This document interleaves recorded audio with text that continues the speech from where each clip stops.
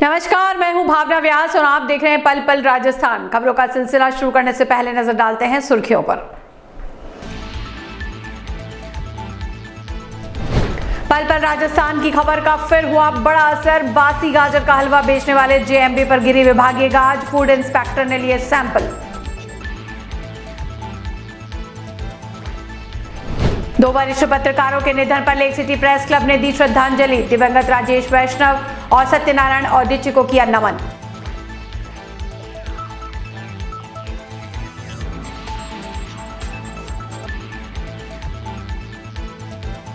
तिरंगे का अपमान करना स्मार्ट सिटी के सुपरवाइजर को पड़ा भारी। भाजपा कार्यकर्ता ने हिरणमगरी थाने में करवाया मामला दर्ज।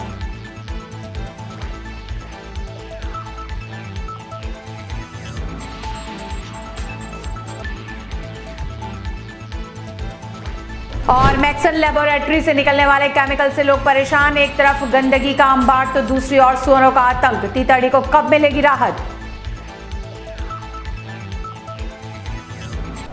और अब खबरें विस्तार से। सबसे पहले बात करते हैं बासी गाजर का हलवा बेचने वाले होशियार बजाज की हिकड़ी उतरने की। पल पल राजस्थान की खबर का एक बार फिर बड़ा असर देखने को मिला है। जेएमबी पर बिकते बासी गाजर के हलवे की खबर चलते एक तरफ जहां जेएमबी वाले ने अपनी दुकान से गाजर का हलवा समेट लिया, तो वहीं दूसरी ओर बुधवार सुबह खाद्य सुरक्षा अधिकारी ने जेएमबी पहुंचकर फूड आइटम्स के सैंपल लिए। आपको बता दें कि पल पल राजस्थान द्वारा शहर में चेटक सर्कल स्थित जेएमबी द्वारा बासी गाजर का हलवा परोसने की खबर प्रसारित होते ही पूरे शहर में हड़कंप मच गया। सोशल मीडिया पर भी जेएमबी के खिलाफ भरपूर कमेंट आने लगे। जेएमबी वाला परोस रहा है बासी गाजर का हलवा शीर्षक से जैसे ही खबर सोशल मीडिया पर वायरल हुई तो हमारी टीम के सदस्यों के पास भी फोन गनगनाने लगे। कोई खबर की तारीफ कर रहा था तो कोई उसे रुकवाने की जुगत में लगा था। इस खबर को रुकवाने के लिए हमें मोटा लालच भी दिया गया, लेकिन आप सभी जानते हैं कि सत्य की राह पर चलने वाला किसी भी परिस्थिति में डगमगाता नहीं है और हमने भी वही किया। पत्रकारों को खरीदने की कोशिश विफल होने के बाद दुकानदार ने जो कमेंट किए उससे ऐसा लग रहा था कि मानो लोमड़ी कह रही हो अंगूर खट्टे हैं।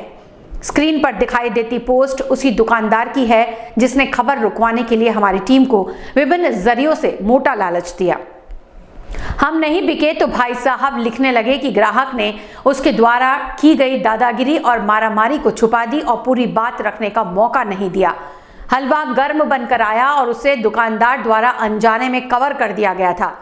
इस वजह से हलवा थोड़ा खट्टा लगा, लेकिन कस्टमर ने बहुत ही बदतमीजी और मारामारी कर इसका वीडियो बना दिया। हमारे यहाँ जब किसी न्यूज में मिर्च मसाला ना डालें तो मीडिया वालों को मजा नहीं आता। हमारे समाज का यह कड़वा सच है। वाह बजाज साहब वाह, गजब लिखते हैं आप भी। वैसे आज के दौर में पत्रकारिता इतनी आसान भी नहीं है। जब किसी दोषी को उसका आईना दिखाया जाता है तो उल्टा चोर कोतवाल को डांटने लगता है।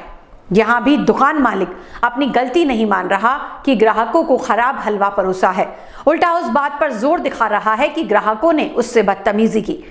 अरे भाई साहब, आप यह तो बता दीजिए कि आखिर ग्राहकों ने बदतमीजी क्यों की? अगर आपकी दुकान में गाजर का हलवा बासी नहीं होता तो क्या ग्राहक बदतमीजी करता? हालांकि पल पल राजस्थान ग्राहकों द्वारा की गई बदतमीजी का समर्थन नहीं करता है। और हाँ, पल पल राजस्थान चैनल ने भी वही खबर प्रसारित की जो सच थी। खैर, ये कल का सच था और आज का सच यह है कि खबर प्रसारित होने के बाद खाद्य सुरक्षा अधिकारी ने जेएमबी पर पहुंचकर उन आइटम के सैंपल लिए जिसे दुकानदार ने नहीं हटाया था। जी सर, किस तरह की आज सुबह मीडिया में प्राप्त खबर पे प्रसंज्ञान लेते हुए आज सुबह मैं यहाँ चेटक सर्किल स्थित जेएमबी नाश्ता सेंटर पे जांच हेतु पूछा। कल मीडिया से जानकारी मिली थी कि यहाँ कुछ गाजर के हलवे में इश्यूज आ रहे हैं, तो उसकी जांच के लिए यहाँ आ रहे हैं। और यहाँ जांच के लिए हमने गाजर का हलवा और एक मिल्क केक का सैंपल जांच हेतु लिया गया है, जिसको जांच के लिए प्रयोगशाला भिजवाया जाएगा और रिपोर्ट आने पर संबंधित के खिलाफ जैसी रिपोर्ट आती है उसके अनुसार कार्रवाई की जाएगी। इसके अतिरिक्त हमने कल भी 5 नमूने लिए हैं। आयुक्त खाद्य सुरक्षा व औषधि नियंत्रण जयपुर के निर्देशानुसार एक मिल्क एंड मिल्क प्रोडक्ट एक अभियान चलाया जा रहा है, जिसके तहत भी एक अभियान के तहत मिल्क एंड मिल्क प्रोडक्ट के नमूने लेके और नमूनीकरण की कार्रवाई की जा रही है। आज धरा पाया जाता है, किस तरह की कार्रवाई? यदि सैंपल जांच के लिए भेजे हैं, यदि ये सब स्टैंडर्ड पाया जाता है तो इसमें 5 लाख रुपए तक के जुर्माने का प्रावधान है, और यदि अनसेफ पाया जाता है तो इसमें 6 माह से लेकर आजीवन कारावास का प्रावधान है, और 2 लाख रुपए से लेकर 10 लाख रुपए जुर्माने का प्रावधान। उदयपुर शहर के 2 वरिष्ठ पत्रकार राजेश वैष्णव और सत्यनारायण औदिच्य के निधन पर लेक सिटी प्रेस क्लब भवन में श्रद्धांजलि सभा आयोजित की गई। प्रेस क्लब द्वारा आयोजित की गई श्रद्धांजलि सभा में पहुंचे सभी पत्रकारों ने दिवंगत पत्रकारों को पुष्पांजलि अर्पित की और दिवंगत पत्रकारों के पत्रकारिता में योगदान पर प्रकाश डाला। इस अवसर पर लेक सिटी प्रेस क्लब के अध्यक्ष कपिल श्रीमाली ने कहा कि दिवंगत पत्रकार राजेश वैष्णव और सत्यनारायण शर्मा ने लंबे समय तक उत्कृष्ट पत्रकारिता की।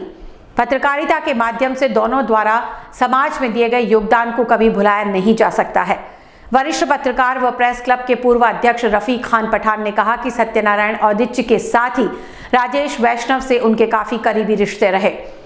वरिष्ठ पत्रकार एवं प्रेस क्लब के पूर्व अध्यक्ष प्रकाश शर्मा ने दिवंगत पत्रकारों को याद करते हुए दैनिक भास्कर में राजेश वैष्णव के साथ के संस्मरणों को सुनाया। प्रेस क्लब के पूर्व अध्यक्ष एवं सीनियर जर्नलिस्ट मनु राव ने कहा कि दोनों पत्रकारों ने जीवन भर स्वाभिमान के साथ पत्रकारिता की। राजेश वैष्णव ने पत्रकारिता की लंबी पारी खेली। उनके पत्रकारिता के अनुभव साथी पत्रकारों को बहुत कुछ सिखा गए हैं। पार्षद एवं वरिष्ठ पत्रकार छोगालाल भोई ने कहा कि पत्रकार भाइयों का निधन पत्रकारिता जगत के लिए बड़ी क्षति है। वरिष्ठ पत्रकार संजय गौतम ने दिवंगत पत्रकारों को श्रद्धासुमन अर्पित करते हुए कहा कि राजेश वैष्णव ने जीवन भर ईमानदारी व स्वाभिमान के साथ पत्रकारिता की। उनसे कई यादें जुड़ी रहेंगी। श्रद्धांजलि सभा में सभी पत्रकारों ने 2 मिनट का मौन रखा और दिवंगत पत्रकारों की तस्वीर पर पुष्प अर्पित कर श्रद्धांजलि अर्पित की। दोनों का सफर एक साथ शुरू हुआ था और इनकी शुरुआत राष्ट्रदूत से 93 में हुई थी। मैंने भी इन दोनों के ज्वाइन करने के 4 महीने बाद सत्यनारायण जी तो कंप्यूटर डिपार्टमेंट में थे और राजेश वैष्णव रिपोर्टर थे। राजेश की खासियत बताऊं कि बहुत शायद मेरे ख्याल में हम महोदय, सभी प्रेस क्लब के साथियों, जितने भी पत्रकार पुराने, भास्कर से हो, चाहे प्रातःकाल से हो, चाहे राजस्थान पत्रिका से हो, किसी भी जय राजस्थान, सब से मेरा सब पत्रकारों से लगभग 35 साल से अच्छा संबंध है। राजेश जी भी एक यारबाज आदमी, दोस्ताना किस्म के आदमी, और जैसा कि अभी संजय भाई साहब ने कहा कि वो कुछ तेज तरार भी थे। तेज तरार का मतलब अगर उसने किसी के मुक्का रखा तो गलत आदमी के रखा होगा, एक तो ये। और दूसरी बात कि वो चांदपोल का पानी है। चांदपोल में ऐसे वैसे भी जितने भी चांदपोल है ना हमारे उदयपुर का, वहाँ उग्र किस्म के या मतलब सच्चाई के प्रति लड़ने वाले लोग होते हैं, तो सब जगह होते हैं। मेरा तो यही है कि उनको मेरी ओर से दोनों भाइयों को हार्दिक श्रद्धांजलि, और मेरी ओर से भी अगर आपने जैसे कहा है तो अध्यक्ष महोदय 11,000 मेरी ओर से आप सहयोग राशि मेरी ओर से इनको अर्पित है। और भी कोई ज़रूरत हो, बड़ा करना हो तो अपन किसी 2-4 जने से मिलेंगे, ढंग के लोगों से। तो वहाँ से अगर lake city press club 1-2 lakh रुपए करके पहुँचा है तो हमारा सबका ऐसा होना चाहिए कि यार पत्रकार साथी है, वो बात सही है। मनोजी राव ने कहा कि हम लोग पत्रकार ऐसा नहीं बने, भाई नहीं बने तो वो ठीक है। पत्रकार तो हम देखते हैं कि जो झोला छापे होते हैं, खादी का कुर्ता पहनते थे और उसके बच्चे भूखे ही मरते थे, ऐसे पत्रकार पुराने ज़माने में भी होते थे। तो आप उसी परिप्रेक्ष्य में ये कह रहे होंगे कि क्योंकि आज उसके घर में सब परेशान हैं, तो मेरा ऐसा ख्याल है कि पत्रकार को भी अपनी अब पत्रकारिता चेंज हो गई है। पत्रकारिता चेंज हो गई तो यार जब कई लोग झूठे आदमी भी जब इतने सारे एनजीओ बनाते हैं, कई तरह के एनजीओ बनाते हैं, जो अपन पत्रकार उसके फोटो छापते हैं अपने अखबार में या अपने टीवी में न्यूज़ बनाते हैं, वो एनजीओ वाला तो लाखों रुपए कमा लेता है और उस फोटो को छापने वाला पत्रकार स्वयं कह रहे हो कि यार हम क्या करें, बहुत पिछड़ गए। अरे भाई, सरकार की इतनी योजनाएं हैं, ये पत्रकार लोग अपन को भी एनजीओ बनाना चाहिए। कई तरह की सरकारी संस्थाएं मिलती है, जिस एनजीओ वालों को अपन पत्रकार उसके 2 शब्द उसके बारे में अच्छे लिख कर जब उसको करोड़पति लखपति बना सकते हैं, या समाज सेवा कई निराश्रित लोगों को हम एनजीओ। राजेश जी और सत्यनारायण जी दोनों के साथ मैंने काफ़ी लंबे समय तक काम किया। यहाँ तक कि मुझे बहुत अच्छी तरीके से याद है कि जब मैंने as a photo journalist Dainik Bhaskar के अंदर जब मैंने ज्वाइन किया था, तो मेरी पहली फील्ड रिपोर्टिंग राजेश जी के साथ में थी। और मुझे काफ़ी अच्छी तरह याद है, मुझे पता नहीं था कि फील्ड रिपोर्टिंग क्या होती है, क्या नहीं होती है, कब जाना पड़ता है, कब नहीं जाना पड़ता। रात की 12 बजे गाड़ी लेके और वो मेरे घर आए थे और बाहर आके कहा कि अख्तर कैसा चल रहा है, कैसा लग रहा है, माहौल कैसा है। मैंने कहा बड़ा अच्छा है, अच्छी ठंडी ठंडी हवा चल रही है, ठीक है सुबह 4 बजे तैयार हो जाना, अपन को जाना है। और अगर सही मानो, क्योंकि उस मतलब फील्ड रिपोर्टिंग क्या होती है एक तरीके से उन्होंने मुझे बताया। और कई असाइनमेंट हम लोगों ने साथ में की है। और वाकई गौतम जी ने जो कहा कि एक जिंदा दिल और एक बहुत बेबाक पत्रकार थे, इस बात में कोई दो राय नहीं है। और उनके एक नहीं कई उदाहरण थे। और हमेशा मैं एज ए फोटो जर्नलिस्ट उनके साथ में रहा।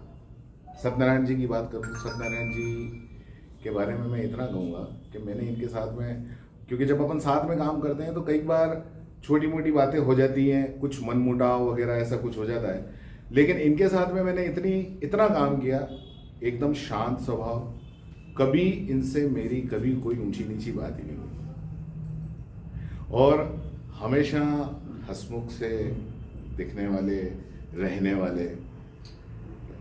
तो दोनों का जाने का काफ़ी दुख है, क्योंकि दोनों समय से पहले चले गए। इतनी जल्दी हम अक्सर जब ऐसा सुनते हैं तो एक आह सी निकल जाती है और कहते हैं अरे इतनी जल्दी।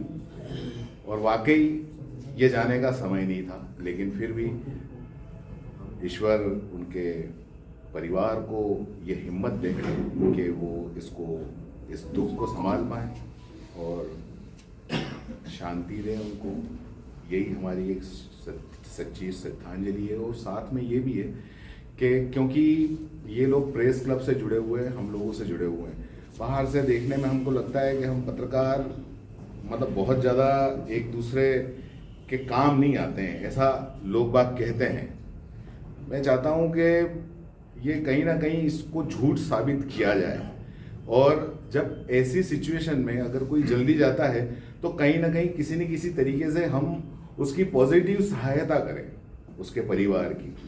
कहीं जाके कोई जाके पूछेंगे सब खैरियत तो है, क्योंकि आज लेक सिटी प्रेस क्लब के 2 सक्रिय साथी पिछले कुछ दिनों में दिवंगत हुए और दिवंगत आत्माओं की शांति के लिए आज सभी लेक सिटी प्रेस क्लब के सदस्य प्रेस क्लब भवन में इकट्ठा हुए और हमारे दिवंगत साथी राजेश जी वैष्णव और सत्यनारायण जी उदित जी को श्रद्धांजलि अर्पित की। हम सभी ने मिलकर प्रार्थना की कि भगवान दिवंगत आत्मा को अपने श्री चरणों में स्थान दें। इसके साथ ही हमने प्रार्थना की कि परिवार के सदस्यों को भी इस दुख की घड़ी में संबल प्रदान करें।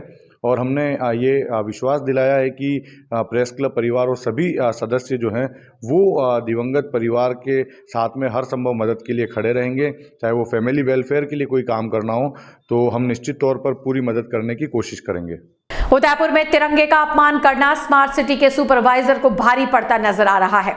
सेक्टर 3 मुख्य मार्ग पर कुछ दिनों पूर्व खंबे हटाने के कार्य के दौरान कर्मचारियों ने राष्ट्र ध्वज तिरंगे को अलग अलग टुकड़ों में फाड़कर मार्ग बंद करने के लिए रस्सियों पर बांधकर लटका दिया था।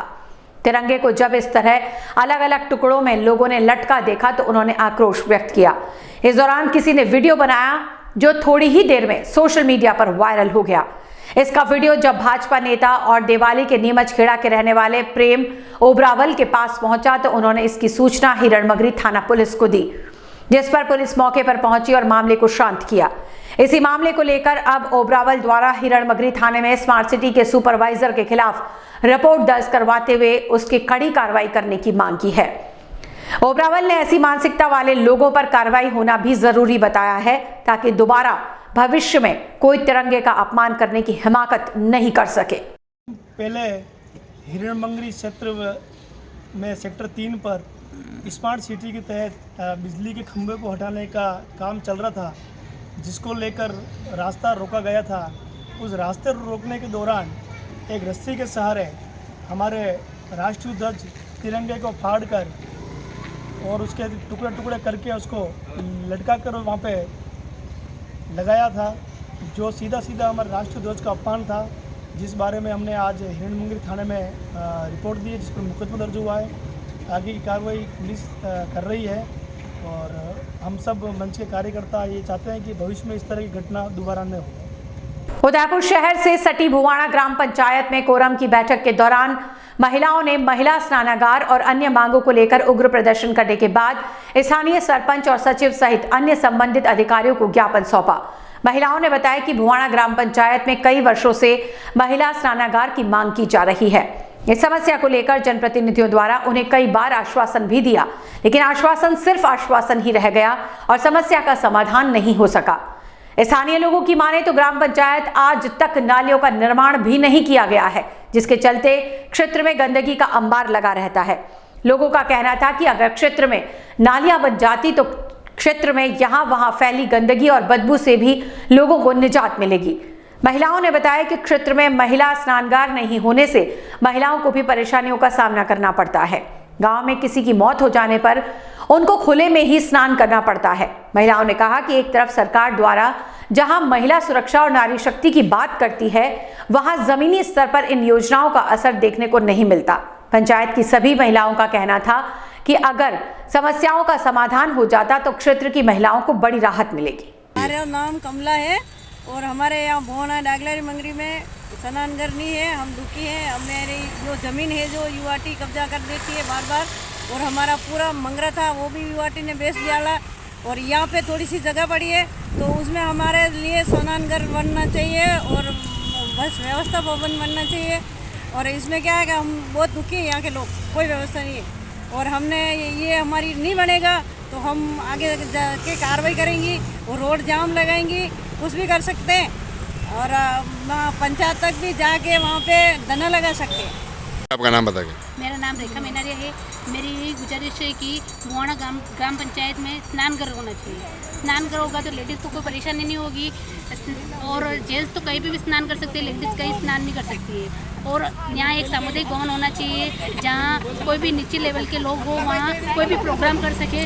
और जो उच्च कास्ट के लोग हैं वो तो गार्डन में कर सकते हैं, लेकिन नीचे कास्ट के लोग हैं वो वहाँ नहीं कर सकते हैं, उनकी व्यवस्था नहीं हो पाती पूरी। और मैं मोहन जी से निवेदन करती हूँ कि ये ग्राम पंचायत भुवाणा में स्नानघर जल्द से जल्द बनाया जाए। इसके आगे नहीं कार्रवाई करेंगे तो हम और आगे यूईटी तक जाएंगे और भुवाणा और प्रशासन करेंगे और रोड जाम करेंगे हम। जी, मेरा नाम चंद्रकला कुमावत है। मैं महिला मंडल की महिला मोर्चा से महामंत्री हूँ। और हमारे दादलों की मंगरी में भुवाणा में एक तो स्नानघर नहीं है, कोई मर जाते हैं तो औरतों को रोड पे लाना पड़ता है। दूसरा हमारे यहाँ पे क्या है कि सामुदायिक भवन नहीं है, तो ये बहुत बड़ी परेशानी है। और नल की बहुत परेशानी है, जहाँ पानी बराबर नहीं आता है और जो नीचे जो लेवल पे है वो मशीनें चला देते हैं, तो ऊपर के लेवल में जो है तो किसी के एक गड़ा पानी आता है, एक गड़ा पानी आता है, नल बंद हो जाते हैं। और बाकी की व्यवस्था ये है कि नल का पानी जो रोड पे बिखरता है वो नालियों की व्यवस्था बराबर नहीं है।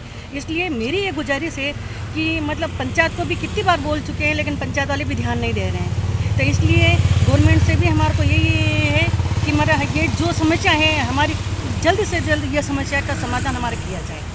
आपने अधिकारियों को बताया था इसके बारे में? अधिकारियों को कितनी बार बता चुके हैं और यहाँ पे जो पहले सरपंच थे उनको भी कितनी बार हमने बोल चुके हैं, लेकिन उन्होंने कोई ध्यान नहीं दिया है।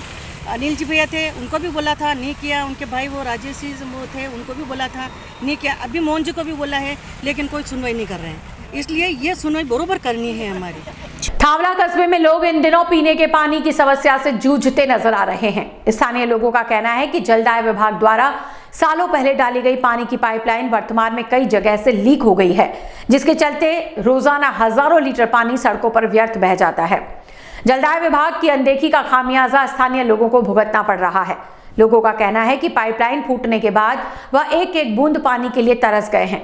क्षेत्र की जनता ने बताया कि जलदाय विभाग के साथ नहरी योजना का पानी भी कस्बे में पहुंच चुका है और लाइनें भी डाल दी गई हैं। बावजूद इसके भी क्षेत्र के कई घरों में पानी की सप्लाई नहीं हो पाती।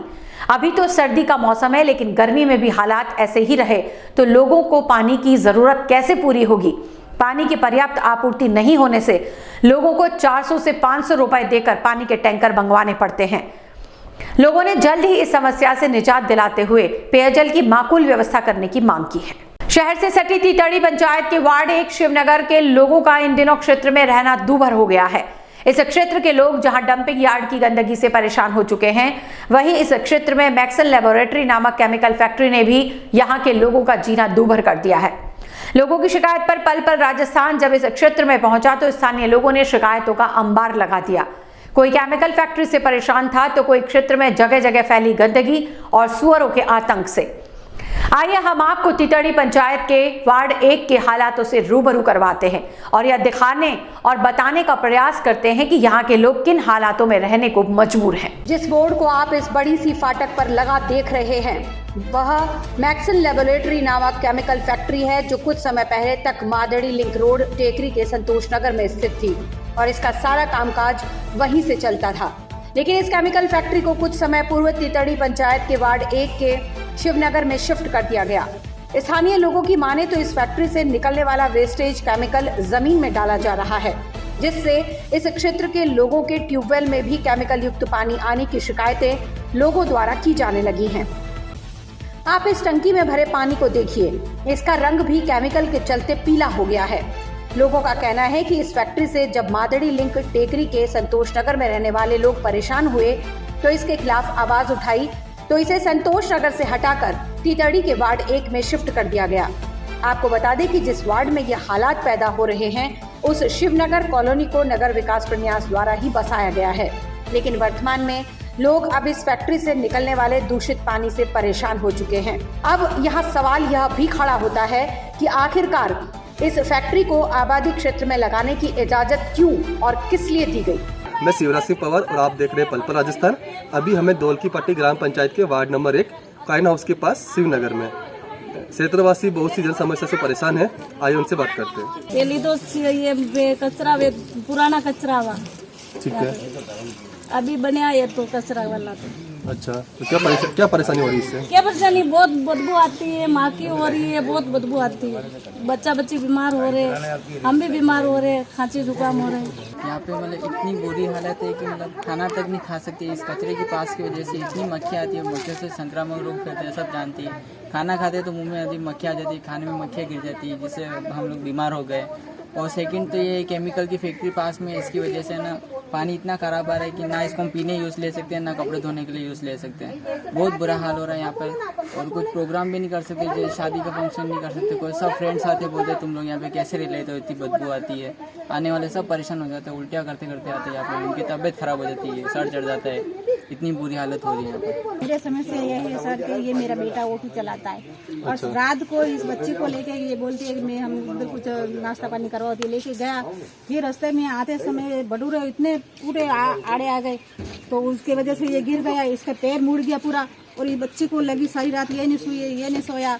और ये ऑटो अभी खड़ा है, ये सारा दिन इसका ठेका भी चल रहा है और इसकी वो हो गई। अभी 4 दिन क्या मालूम नहीं चला सके इनके वजह से। अब ये बैठा है क्या, ये हमारे परेशानी है सून के वजह से बहुत। रात को मेरे बच्चे और बच्ची गाड़ी पे आ रहे थे, वो गिर गए, छील गए पूरे के ना मतलब। और मोहल्ले में इतने सुअर घूमते पूछो मत, छोटे बच्चे इस रोड पे घूम ही नहीं सकते कहना मतलब। इतना आतंक फैला लगा सुअर का। बहुत सी बार निगम में जाके हमने शिकायत भी की इनको हटाने की, कोई सुनवाई हुई नहीं, अभी तक नहीं हुई है कहना मतलब। और इतना फैल रखा है कि पूछो मत, हम यहाँ रहना भी दुश्वार हो गए कहना मतलब। तो सुना आपने, लोग यहाँ किस तरह फैक्ट्री से निकलने वाले दूषित पानी से परेशान हो चुके हैं। आइए अब हम आपको इस वार्ड में बने नगर निगम के डंपिंग यार्ड से भी रूबरू करवाते हैं, जिसकी बदबू, गंदगी और यहाँ वहाँ बैठे सुअरों ने भी इस क्षेत्र के लोगों की नाक में दम कर दिया है। आलम यह है कि यहाँ से गुजरते वक्त लोग अपने नाक को बंद कर निकलते हैं ताकि वहाँ से उठने वाली बदबू से बच सके। अब आप इन नजारों को देखिए, यहाँ वहाँ फैली गंदगी में मुंह मारते सुअर जहाँ स्थानीय लोगों के लिए मुसीबत बन गए हैं, वही क्षेत्र की टूटी फूटी सड़कों ने लोगों का इन पर चलना तक मुश्किल कर दिया है। अब ऐसे में सवाल उन जिम्मेदारों पर भी खड़े होते हैं जो यहाँ की जनता को इस तरह मुसीबत में झोंक कर पता नहीं कहां नदारद हो गए हैं। लोगों का कहना है कि जब यहाँ डंपिंग यार्ड ही बनाना था तो आखिर कॉलोनी क्यों और किसके लिए बसाई, और अब जब लोग यहाँ रहने लगे हैं तो यह गंदगी आखिर क्यों और किसके लिए। आइए हम आपको स्थानीय लोगों की जुबानी ही सुनवाते हैं कि उनका इन समस्याओं को लेकर क्या कुछ कहना है। समस्या तो सबसे बड़ी समस्या तो ये जो आपके नगर पालिका का ये है कचरे का यार्ड, जो सबसे गीला कचरा और जो वेस्ट मतलब जो बदबूदार कचरा होता है वो आता है यहाँ पे। और दक्षिण विस्तार में जो इनको पूरा उधर यार्ड मिल चुका है सर बलीचा की तरफ, उसको बनने के बाद में भी यहाँ पे फैक्ट्री डलवा के पता नहीं है कानूनी किस टाइप के टेंडर दिए हैं इन ठेकेदारों को, जो यहाँ खाद्य वगैरह कुछ बढ़ाते हैं, पासपोर्ट बनता है या किस टाइप का जो बनता है वो हमें इसका आइडिया नहीं। लेकिन सारे यहाँ कम से कम 35 से 40 मजदूर अंदर काम करवाते हैं ठेकेदार के थ्रू, जो कोई गवर्नमेंट के थ्रू नहीं है।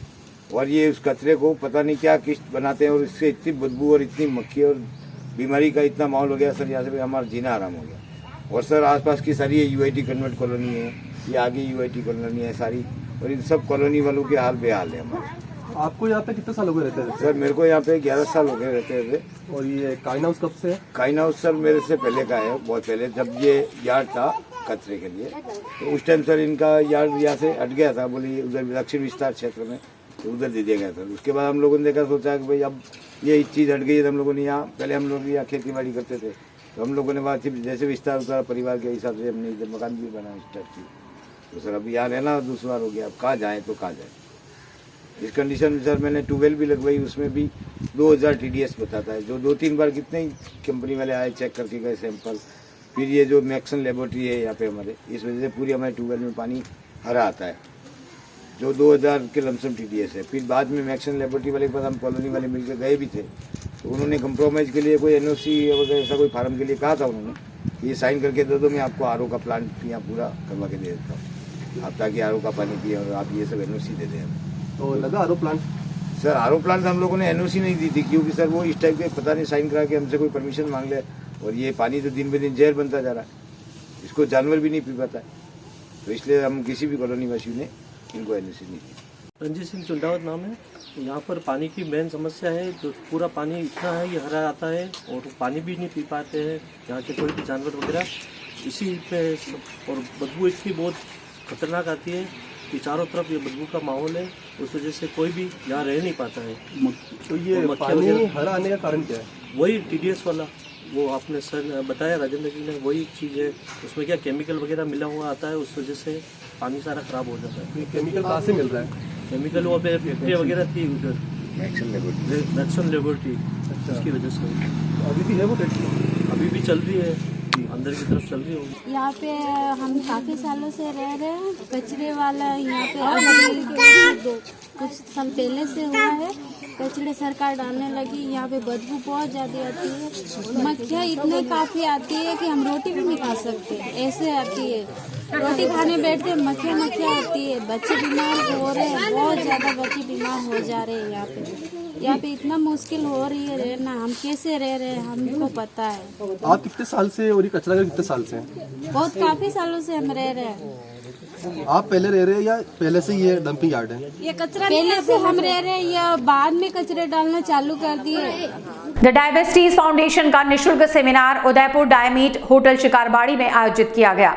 पत्रकारों से बातचीत करते हुए द डायबिटीज फाउंडेशन के जज सेठी ने बताया कि सेमिनार में मेवाड़ के पूर्व राज परिवार के सदस्य लक्षराज सिंह मेवाड़ ने डायबिटीज के प्रति जागरूकता फैलाने में मदद करने वाले CMHO doctor SL Bamaniya, endocrinologist doctor RK Sharma और डॉक्टर रमेश जोशी को सम्मानित किया।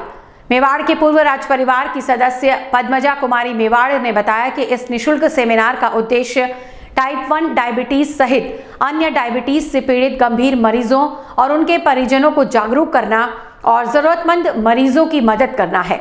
उन्होंने बताया कि इससे पहले गत 14 अगस्त 2022 को भी उदयपुर डायमीट का आयोजन किया जा चुका है। मधुमेह टाइप 1 जो डायबिटीज है, जिस पे आज के कार्यक्रम में फोकस किया जा रहा है, ये जो मधुमेह है वो ऑटोइम्यून प्रोसेस से होता है, जिसके अंदर इंसुलिन बनाने वाली जो सेल्स हैं पूर्णतया नष्ट हो जाती हैं और जो पेशेंट है उसको इंसुलिन एकमात्र विकल्प होता है।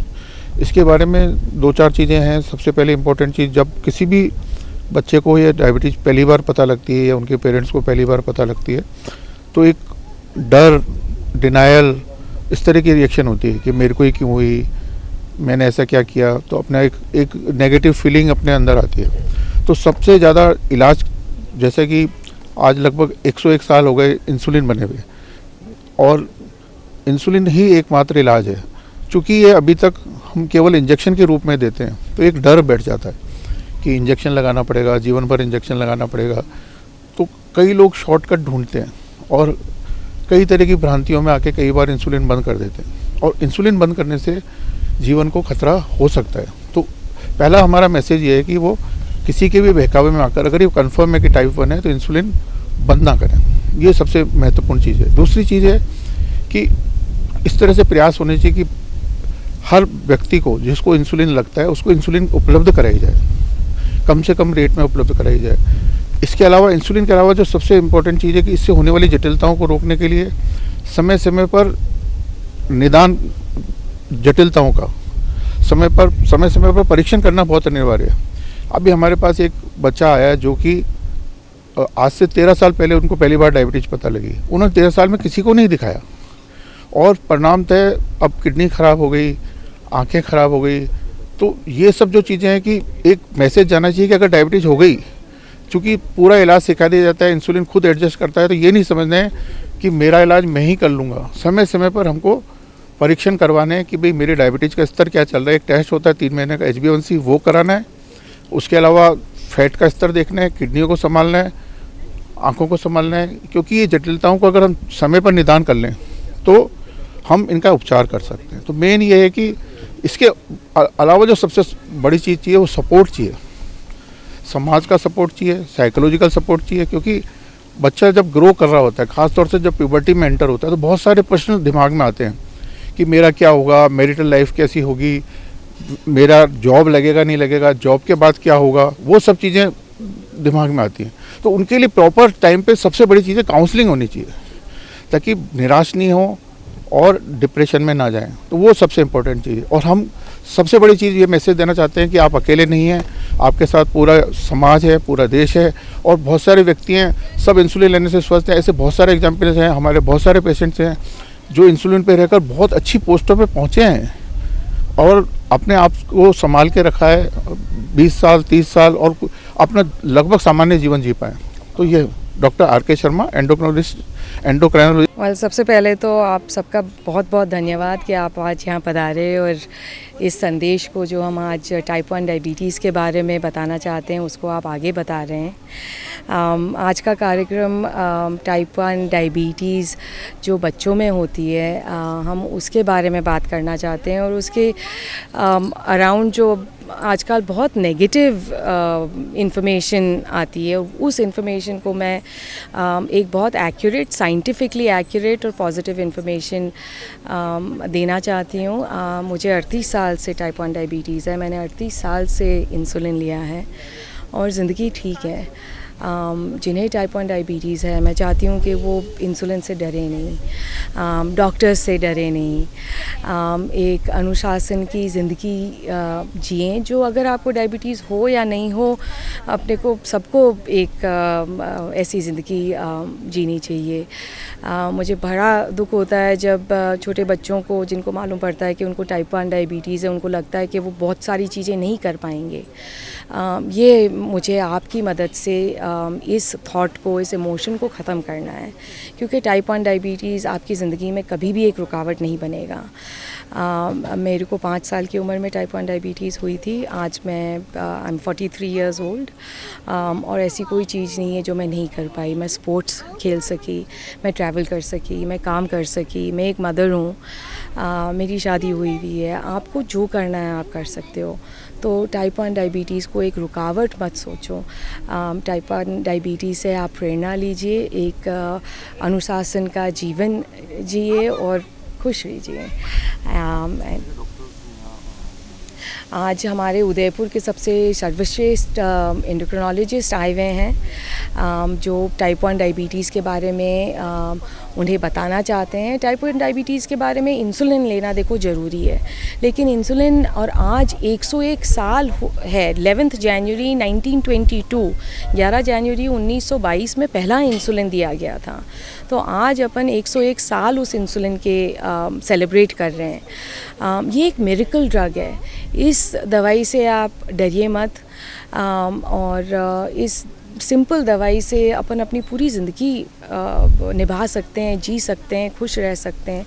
तो अगर आपको इसके बारे में कोई भी नेगेटिव थॉट्स हैं, अपने डॉक्टर से बात करिए, टाइप 1 डायबिटीज़ के एक सपोर्ट ग्रुप से बात करिए, हमारे जैसे लोगों से बात करिए जिन्होंने 38 साल तक इंसुलिन लिया है और कुछ रुकावट नहीं आई है। तो मैं यही प्रेरणा करती हूँ कि आपके द्वारा ये मैसेज आप बहुत सारे लोगों के तक पहुँचा सकें, मेरे दोस्तों तक जो जिन्हें टाइप 1 डायबिटीज़ है उन्हें बता सकें और उनके पेरेंट्स को बता सकें कि ये आपको कोई बाधा नहीं खड़ी करेगी। टाइप 1 डायबिटीज़ आपको कभी भी कोई बाधा नहीं खड़ी करेगी। फुलेरा कस्बे के निकटवर्ती ग्राम पंचायत काचरोदा के राजस्व ग्राम श्यामनगर में स्थित स्कूल की ढाणी और ढाणी नागान में प्रशासन ने अतिक्रमियों के खिलाफ कार्रवाई करते हुए अतिक्रमण ध्वस्त किए। तहसीलदार कृष्णा शर्मा ने बताया कि पूर्व में ही अतिक्रमण करने वाले लोगों को नोटिस दे दिए गए थे, लेकिन कुछ लोगों ने तो खुद ही अपने अतिक्रमण हटा दिए थे। लेकिन कुछ लोग ऐसे थे जिन्होंने इस नोटिस की अनदेखी की, जिनके खिलाफ हाईकोर्ट से आदेश मिलने के बाद प्रशासन ने कार्रवाई को अंजाम देते हुए अतिक्रमण हटाया। कार्रवाई के दौरान थाना अधिकारी हनुमान सहाय यादव, ग्राम पंचायत प्रशासन के अधिकारी, भारी संख्या में पुलिस बल मौजूद रहा। Journalist association of Rajasthan jar का नववर्ष स्नेह मिलन एवं नवीन प्रदेश कार्यकारिणी का अभिनंदन समारोह निवाई के जैन पैराडाइज में आयोजित किया गया।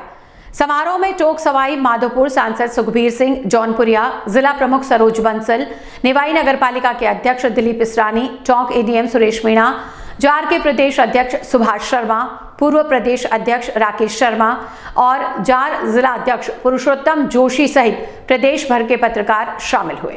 टोंक विधायक सचिन पायलट व टोंक सवाई माधोपुर सांसद सुखबीर सिंह, जौनपुरिया के क्षेत्र की जनता इन दिनों क्षेत्र में चल रहे सीवरेज के काम से परेशान हो चुकी है। वार्ड 34, 35, 36, 37 और 38 की जनता सीवरेज के काम के चलते पीने के पानी को लेकर भी मुसीबतें झेल रही है। क्षेत्र के नाला चतरा खटीक के लोगों का कहना है कि कार्य तो होना ही चाहिए, लेकिन साथ साथ लोगों को होने वाली मुसीबतों का भी ध्यान रखना चाहिए। स्थानीय लोगों ने सीवरेज कंपनी के ठेकेदार पर भी काम की शिकायत करने पर मोहल्ले के लोगों से उलझने और झगड़ा करने के आरोप लगाते हुए कहा कि इस काम को चलते चलते 1 महीना बीत चुका है, लेकिन काम खत्म होने का नाम नहीं ले रहा है, जिससे क्षेत्र के लोगों की मुसीबतें बढ़ती जा रही हैं। सड़क पर जगह जगह गड्ढे खोद दिए जाने से वाहन चलना तो दूर, लोगों का पैदल चलना भी मुश्किल हो गया है। स्थानीय लोगों ने मांग की है कि सीवरेज के काम को जल्द खत्म किया जाए ताकि परेशानियों से जूझ रहे क्षेत्रवासियों को राहत मिल सके। 37 के बीच का क्या मामला है? परेशानी ये है कि 2 महीने से यहाँ पर सीवरेज का काम चल रहा है। सीवरेज का काम चल रहा है, चलो पूरे शहर में काम चल रहा है, इससे हमारे को कोई दिक्कत नहीं है, लेकिन जिस तरीके से यहाँ पर काम चल रहा है ये लेट हो जा रहे हैं काम के अंदर। दूसरी बात जो है कि जो गड्ढे करे जा रहे हैं 10-10 फुट के, उन्हों को जो भरा जा रहा है वो मतलब लापरवाही से भरा जा रहा है। कभी भी कोई भी आता है, मेरी दुकान के सामने चौराया है, वहाँ पर कोई भी फंस जाता है, मुझे वहाँ पर आकर निकलवाना पड़ता है। अब इनको ये बोला जाए कि भाई जो भी है काम को जल्दी से जल्दी करवाया जाए। ये नाला है, यहाँ पर मिट्टी इधर से निकाल कर इधर डाली गई थी, तो वो जो इनको मना भी करा गया कि भाई ये यहाँ पर मिट्टी मत डालो, लेकिन फिर उन्होंने यहाँ पर मिट्टी डलवा दी। जो 3 से 4 पट्टी यहाँ पर टूट गई, तो लोग बाग इधर से आ रहे जा रहे थे पैदल वाले, वो भी उनका आना जाना बंद हो चुका है अभी साहब। ये परेशानी हो रही है बहुत। और यहाँ पर गाय गिरी, परसों के दिन हमने 8-10 जनों ने मिलके गाय को बड़ी मुशक्कत से निकाला गया है, और गाय भी कम से कम 200 किलो की थी, बहुत भारी वजनी थी। मेरा दोस्त असलम वो अंदर कूदा, उसने पूंछ पकड़ी, हमने 8-10 भाइयों ने इन्होंने हमने मिलकर उसके पैर पकड़ के उसको वापस ऊपर उठाया गया। ठेकेदार को इसकी शिकायत किया आपने? ठेकेदार से यानी कितनी बार शिकायत कर दी, परसों भी मैंने फोन किया है, वो ठेकेदार फोन ही नहीं। ठेकेदार से इंजीनियर से बात करो। चलते चलते फिर नजर डालते हैं सुर्खियों पर। पल पल राजस्थान की खबर का फिर हुआ बड़ा असर। बासी गाजर का हलवा बेचने वाले जेएमबी पर गिरी विभागीय गाज, फूड इंस्पेक्टर ने लिए सैंपल। 2 वरिष्ठ पत्रकारों के निधन पर लेक सिटी प्रेस क्लब ने दी श्रद्धांजलि। दिवंगत राजेश वैष्णव और सत्यनारायण औदिच्य को किया नमन।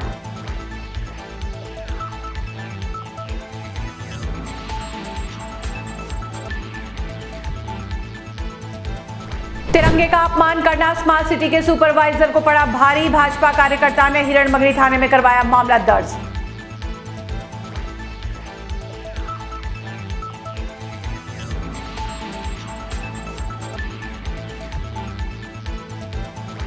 और मैक्सन लेबोरेटरी से निकलने वाले केमिकल से लोग परेशान। एक तरफ गंदगी का अंबार तो दूसरी ओर सुअरों का आतंक। तीताड़ी को कब मिलेगी राहत? इस बुलेटिन में फिलहाल इतना ही। इजाजत दीजिए भावना व्यास को, और प्रदेश की ताजा तरीन खबरों से अपडेट रहने के लिए बने रहिए पल पल राजस्थान के साथ। और हां, पल पल राजस्थान को सब्सक्राइब करना ना भूलें। नमस्कार।